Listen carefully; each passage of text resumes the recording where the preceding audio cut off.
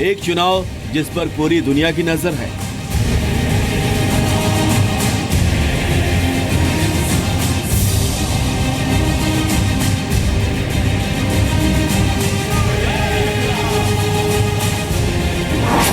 वो चुनाव जो तय करेगा आतंक के खिलाफ लड़ाई की रफ्तार।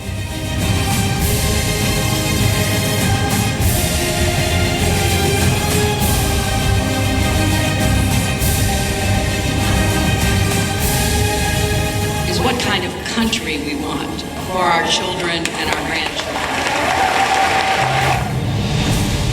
अमेरिका में राष्ट्रपति चुनाव का countdown. Hillary Clinton is guilty. She knows it. The FBI knows it. The people know it.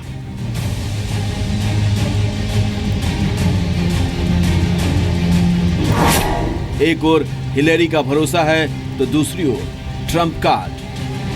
And now it's up to the American people to deliver justice at the ballot box. This election is a moment of reckoning. It is a choice between division or unity. दुनिया के सबसे ताकतवर मुल्क की सबसे बड़ी परीक्षा।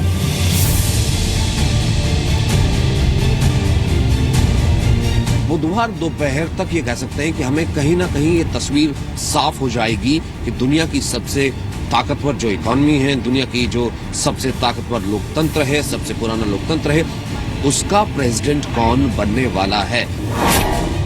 White house में मैडम प्रेसिडेंट या मिस्टर प्रेसिडेंट।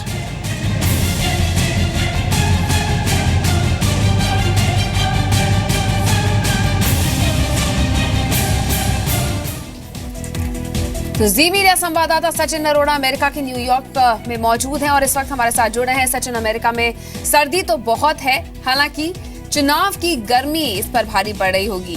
कुछ घंटे बचे हैं वोट डालने के लिए, कल दोपहर तक तस्वीर साफ भी हो जाएगी। अमेरिका में अगला राष्ट्रपति कौन होगा ये तो साफ होगा, लेकिन आपसे मेरा सवाल ये है कि ट्रंप जीते या हिलरी, एक भारतीय के लिए ये चुनाव कितना मायने रखता है? ये सवाल बहुत ज्यादा खास है जो सबसे पहले आपने पूछा। अगर हम पिछले चुनावों का जिक्र करें, जब बराक ओबामा प्रेसिडेंट बने थे, अगर उन चुनावों का जिक्र करें और ये सवाल तब उठता कि भारतीयों के लिए ये दिन, जब अमेरिकी चुनाव हो रहे हैं, जब वोटिंग हो रही है, ये दिन भारतीयों के लिहाज से कितना महत्वपूर्ण है, तो शायद उसका जवाब ये होता कि जैसे बाकी सभी अमेरिकियों के लिए महत्वपूर्ण है, वैसे भारतीयों के लिए महत्वपूर्ण है, इम्पोर्टेंट है। लेकिन आज हम ये कह सकते हैं कि भले कोई भी जीते, आज जब हम इस इलेक्शन को कवर कर रहे हैं, जब हमने तमाम लोगों से बात की, उनका ये कहना था कि हमको इस बार इस चुनावों में ऐसा लग रहा है कि एक ऐसी कम्युनिटी जो कि बहुत ज्यादा मैटर करती है इन चुनावों में, उसे प्रोजेक्ट करके देखा गया है। इंडिया की बात हुई, भले वो पॉलिसी मेकिंग में, भले इमिग्रेशन के इशू यहाँ पर उठे, भले ट्रंप ने तो सीधे तौर पर भारतीयों को कहा कि वो मेरे सबसे अच्छे मित्र होंगे।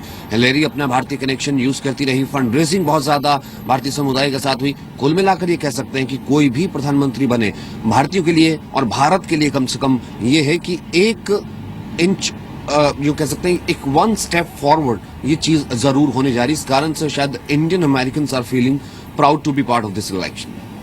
बिल्कुल। और सचिन, कई दिनों से आप वहां पर मौजूद हैं अमेरिका में। अगर भारतीय चुनावी भाषा में आपसे पूछा जाए किसके पक्ष में माहौल बन रहा है, तो किस तरह की तस्वीर देखी आपने? बहुत मुश्किल है, बहुत मुश्किल है। इस सवाल का जवाब मुझे नहीं लगता कि किसी को भी पता है, किसी अमेरिकी को इस सवाल का जवाब पता है। अब शायद इस सवाल का जवाब तो उस बैलेट बॉक्स में ही बंद होगा और वहां से जब काउंट होगा तो उसके बाद ही बाहर आएगा। क्योंकि आप यकीन मानिए, इससे ज्यादा अमेरिकन भी कह रहे हैं उन्होंने कभी टाइट कंटेस्ट नहीं देखा। एक क्लियर डिवाइड जरूर है दोनों वोटर्स के बीच में, भले वो रिपब्लिकन हो, डेमोक्रेट्स हो। लोग बहुत क्लियर हैं, if they are voting for Republicans, okay, they are open about it. अगर वो वोट कर रहे हैं डेमोक्रेट्स के लिए, definitely they are open about it. आपको लगेगा माहौल किस तरह बन रहा है।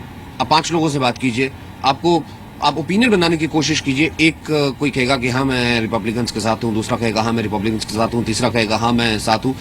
आपको लगेगा हाँ माहौल बन रहा, लगता है कि इस बार रिपब्लिकन कैंडिडेट जो है डोनाल्ड ट्रंप वो जीत रहे हैं। लेकिन आपको उतनी ही संख्या में आगे चल के उतने ही ज्यादा डेमोक्रेट्स भी मिल जाएंगे, फिर आपको लगेगा ये तो बिल्कुल कांटे की टक्कर होगी। और शायद इसी वजह से भले आप सोशल मीडिया की बात कीजिए, टेलीविजन की बात कीजिए और तमाम पोल्स की बात कीजिए, पोल्स से ज्यादा कंफ्यूजन पैदा करने वाला कोई चीज हमने यहाँ पर नहीं देखा है। इंच भर इंच, कभी मार्जिन देते कभी पीछे हटते हैं, मार्जिन देते पीछे हटते हैं। अब तो सिर्फ काउंटिंग होगी और उसके बाद ही शायद पता लगेगा, कुछ ही देर बाद।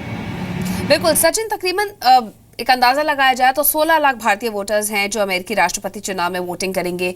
वो किसके साथ दिखाई दे रहे हैं? क्योंकि यहाँ भारत की बात करें तो ट्रंप और हिलरी दोनों के लिए ही अब पूजा पाठ भी होने लगी है यहाँ। हाँ, ये बात जरूर है, एक बहुत बड़ी संख्या है और तभी जिसका जिक्र हमने पहले भी किया कि उन्हें अपनी तरफ करने की कोशिश हिलरी क्लिंटन की तरफ से भी की गई, डोनाल्ड ट्रंप की तरफ से भी की गई कि जो भारतीय वोटर्स हैं उन्हें किसी तरीके से वो किया जाए। 16 लाख के करीब जो भारतीय वोटर्स हैं उनके मन में क्या है। अब भारतीय वोटर्स भी यहाँ रह करके यूं कहिए कि वो अमेरिकन की तरह सोचना सीख गया है, उसे मालूम है कि उसका इंटरेस्ट किस तरफ है। अब यहाँ पर हमने देखा है कि भले वो एक फेस साइडेड कॉन्टेस्ट नहीं जा रहा है, उसे मालूम है कि उसके साथ उसका इश्यू क्या है, इंडिया के साथ उसका रिलेशन है, वो इंडिया में जाता है, इमिग्रेशन एक इश्यू है, या फिर अगर वो डॉक्टर है वो प्रोफेशन से इश्यू है जिसमें मेडिकल फीस कम करने की बात, हेल्थ सर्विसेज की बात जो कि हिलरी क्लिंटन की तरफ से उठाई गई थी, अगर वो उससे रिलेट करता है तो उसका वोट इफेक्ट करता है। यानी कि इंडियंस में भी क्लियर डिवाइड है। वो अपने मुद्दे को देख रहे हैं कि उनके साथ मुद्दा कौन सा ज्यादा इंपॉर्टेंट है और प्लस जो भारत के साथ बेहतर तरीके से डील करेगा। भारतीय अमेरिकन में भी हम ये कह सकते हैं कि हमें कहीं ना कहीं एक टिल्ट तो देखने को जरूर मिला, दोनों तरफ ही झुकाव है। सचिन, आखिरी सवाल, अमेरिका में इस वक्त वोटिंग हो रही है, आपने भारत में भी चुनाव कवर की है, अमेरिका में भी आप कर रहे हैं, दोनों जगह में चुनाव को लेकर क्या कॉमन आपको दिख रहा है?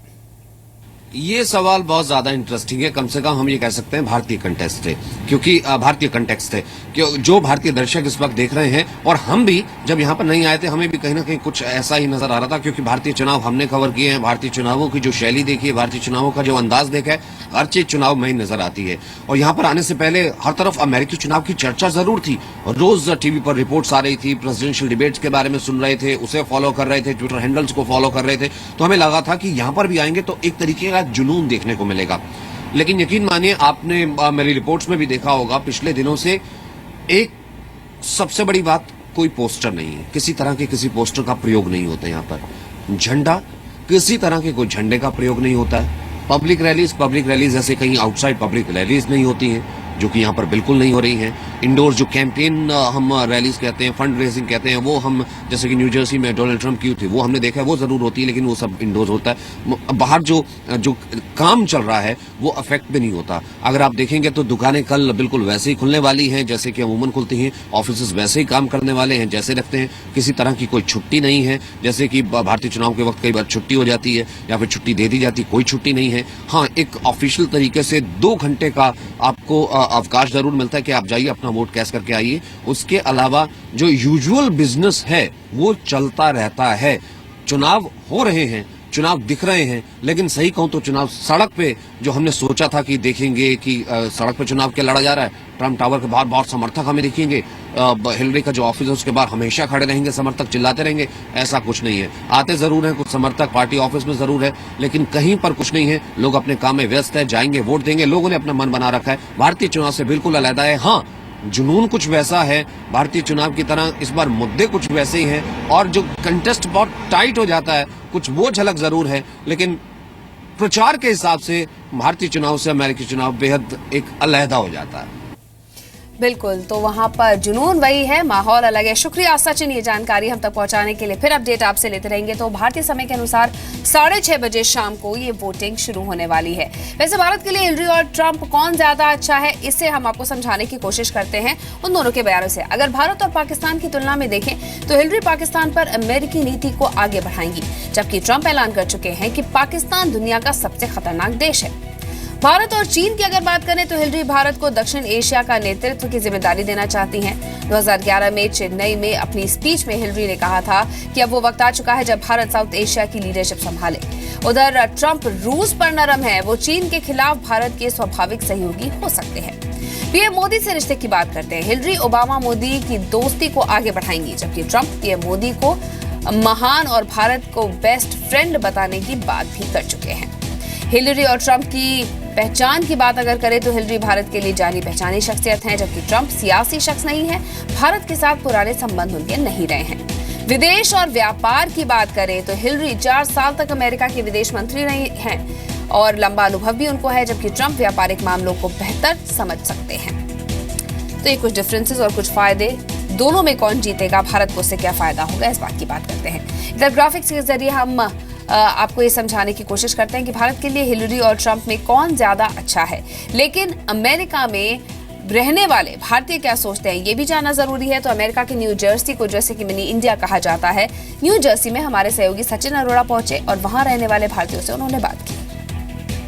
न्यू जर्सी में इस वक्त हम मौजूद हैं। अमेरिकी इलेक्शंस का वक्त है और यहाँ से जब हम गुजर रहे तो हमने देखा एक बड़ा साइन बोर्ड, सब्जी मंडी ऑफ न्यू जर्सी, यानी सब्जी मंडी है ये न्यू जर्सी की। तो हमने सोचा अब एक तो सब्जी मंडी है तो भारतीय भी यहाँ पर होंगे, क्योंकि भारतीय कम्युनिटी का यहाँ पर काफी बड़ा ये इलाका है और इस स्टेट में।